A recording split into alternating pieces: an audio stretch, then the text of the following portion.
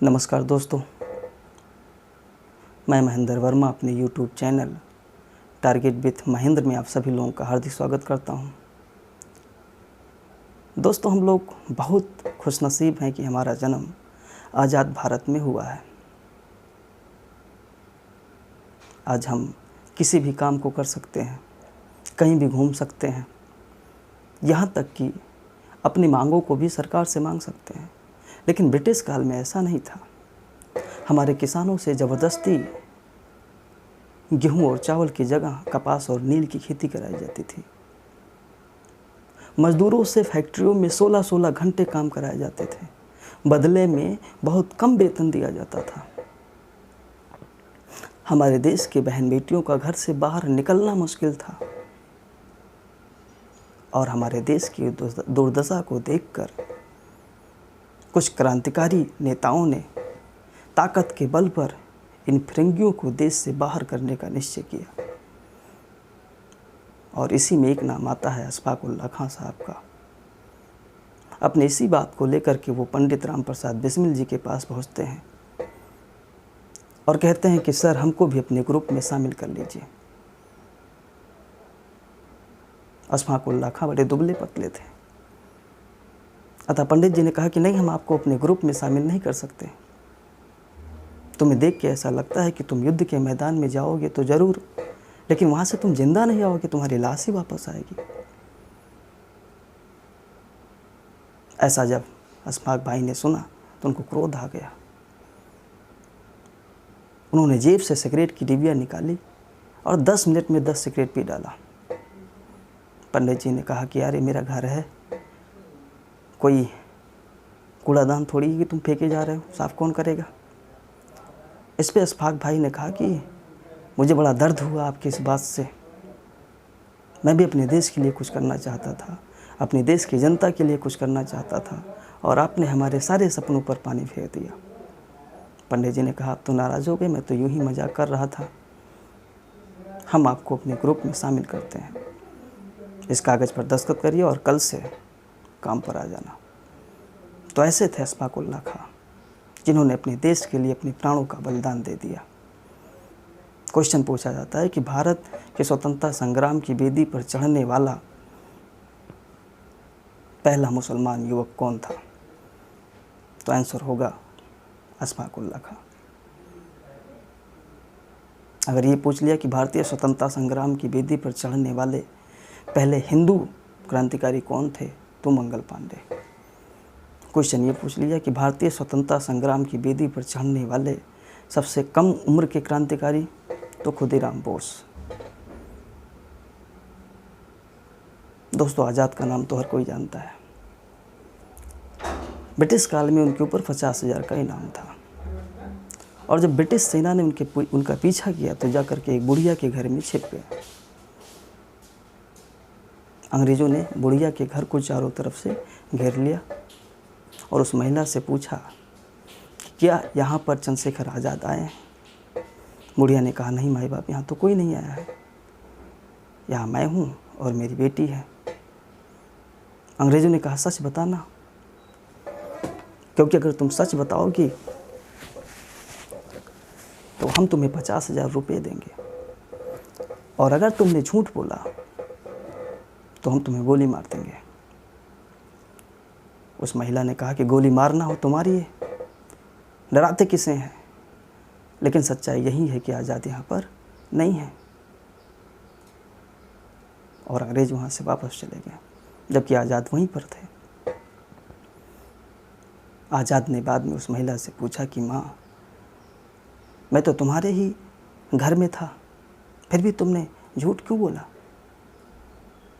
और आपकी आर्थिक स्थिति भी बड़ी ख़राब है, तुम सच बताते तुम्हें 50,000 रुपये मिलते और तुम्हारी सारी समस्याएं समाप्त हो जाती।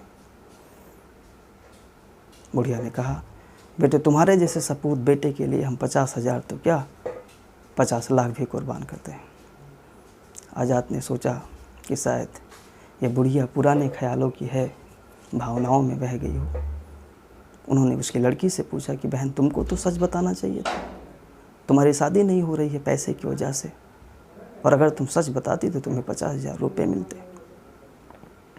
बहन ने कहा कि मेरे भाई, आप जैसे देशभक्त भाई को मैं फांसी के फंदे पर चढ़ाकर इन हाथों में मेहंदी नहीं रचा सकती, कुंवारी मर सकती हूँ। तो क्या पर्सनालिटी थी चंद्रशेखर आज़ाद की। भगत सिंह की बात करें तो एक बार भगत सिंह की माँ ने भगत सिंह से कहा कि बेटे, हमने तुम्हारे लिए लड़की देख रखी है, शादी कर लो। भगत सिंह ने कहा कि माँ, मेरी शादी तो हो चुकी है। उनकी माँ ने कहा किससे? उन्होंने कहा मौत से। माँ घबरा गए, वो बेचैन हो गए। अतः भगत सिंह ने माँ के नाम चिट्ठी लिख करके घर छोड़ दिया और दूसरे दिन अंग्रेज़ों के खिलाफ बगावत किया, जेल में डाल दिए गए। और जब यह सूचना उनकी माँ को मिला तो वो अपने बेटे से मिलने जेल गई और भगत सिंह वहाँ साल ओढ़कर माँ के सामने आए। माँ ने उनको जब साल में देखा तो कहा, बेटा, इतनी गर्मी में आप साल ओढ़ कर आए हैं, क्या बात है? भगत सिंह ने कहा कि माँ, ऐसे ही आप आई तो खुशी में जल्दी जल्दी से साल ओढ़ लिया। माँ को कुछ शक हुआ, उन्होंने कहा कि साल उतारिए। भगत सिंह ने कहा, नहीं, मैं उतार नहीं सकते क्योंकि मैंने शर्ट नहीं पहना है। उनकी माँ ने कहा, कोई बात नहीं बेटे, तुम बिना शर्ट के भी बहुत अच्छे लगते हो, चलो उतारो। और जिद पे अड़ गई। भगत सिंह ने जब साल उतारा तो पूरे शरीर से लहू निकल रहे थे।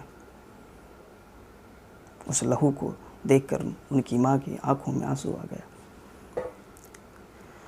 भगत सिंह ने कहा, माँ, तुम रो रही हो? तुम्हें पता है तुम कौन हो?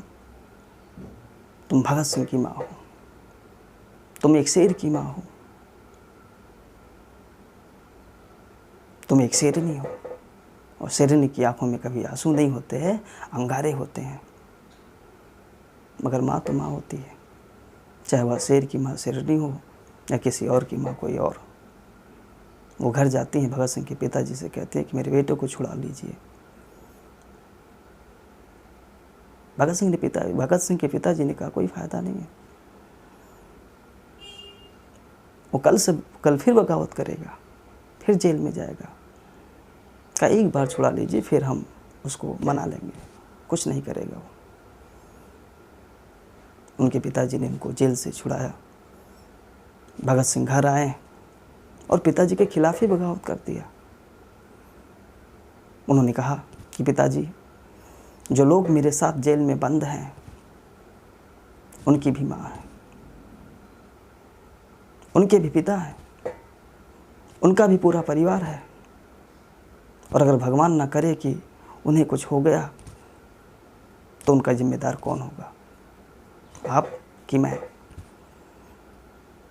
उनके पिताजी के पास कोई जवाब नहीं था। तो दोस्तों, ऐसे थे चंद्रशेखर आज़ाद, ऐसे थे भगत सिंह, ऐसे थे अशफाक उल्लाह खां। और इन सारे क्रांतिकारियों को पढ़ने के बाद हर हिंदुस्तानी के मन में बस एक ही बात आती है कि जुनून हो तो ऐसा।